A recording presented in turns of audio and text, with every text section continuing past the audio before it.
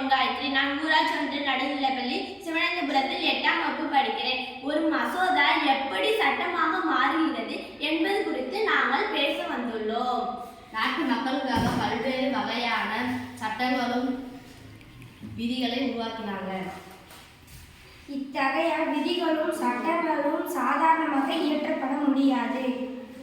சட்டம் இயற்றுமதி சட்டப்பேரவையில் சட்டமும் வரைவு அல்லது மசோதா அறிமுகப்படுத்தப்படுகிறது. அதன் மீது விவாதங்களும் கருத்து பரிமாற்றமும் நடைபெறுகின்றன.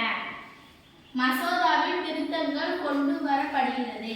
மசோதாவுக்கு ஆதரவாக